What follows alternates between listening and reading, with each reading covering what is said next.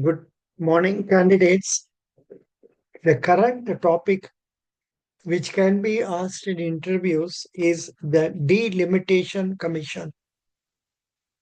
The delimitation exercise and the concerns of southern states. This report is from DeccanHerald.com. Not just Tamil Nadu, other southern states, Karnataka, Andhra Pradesh, Kerala, and Telangana also fear that the exercise, if conducted solely based on population, will diminish their political representation in parliament. What is delimitation and how is it carried out?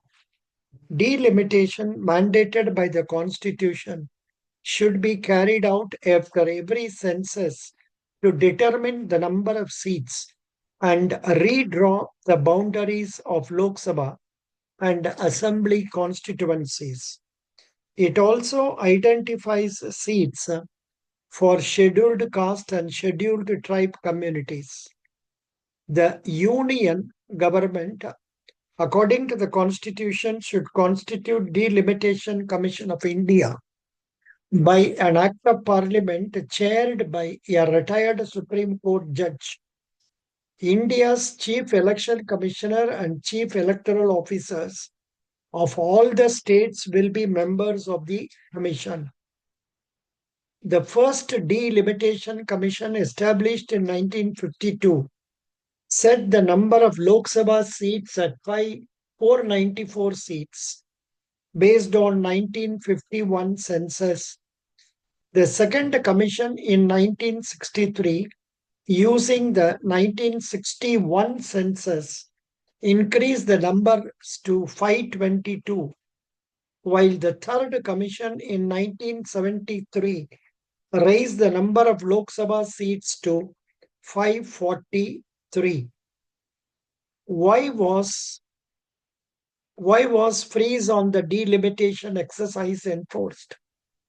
During the emergency, the Congress government, led by the then Prime Minister Indira Gandhi, amended the Constitution (42nd Constitutional Amendment Act 1976) to freeze the delimitation of Lok Sabha and assembly constituencies until the 2001 census, as parts of efforts to encourage population control measures.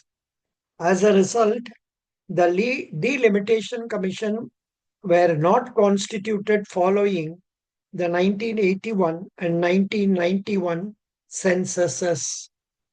Why was the freeze on the delimitation exercise extended until 2026?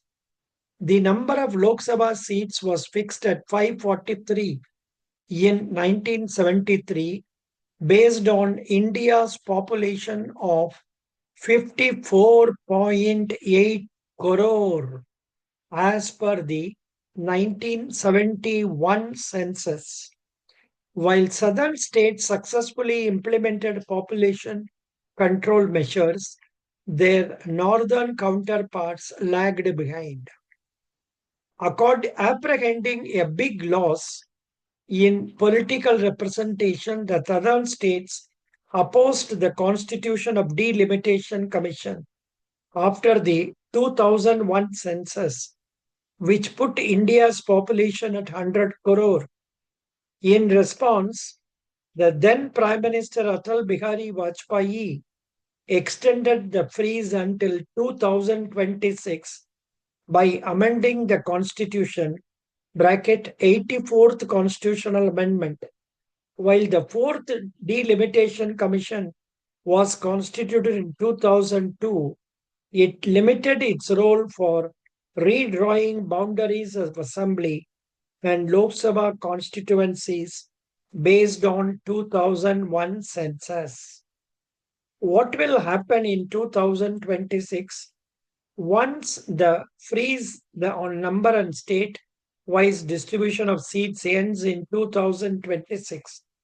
Union government will be required to constitute a delimitation commission However, the timeline for this exercise remains unclear as it should follow the completion of the next census. Number 5. What are the demands of the southern states?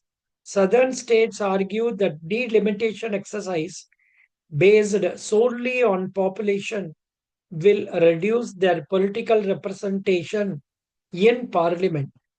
They question why they should be penalized for successfully implementing population control measures, while states that have not made similar efforts will be rewarded.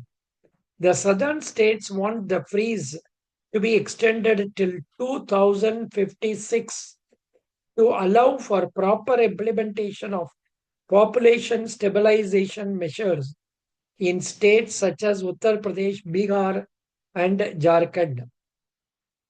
If the number of seats remains fixed at 543 and delimitation is based on post 2026 population figures, southern India could lose over 20 seats, which may be redistributed to northern states. Even with an increase to 848 seats, Uttar Pradesh could gain over 60, while the entire southern region would receive fewer than 40 additional seats. What are the options before the center? The center's stance on the issue remains unclear.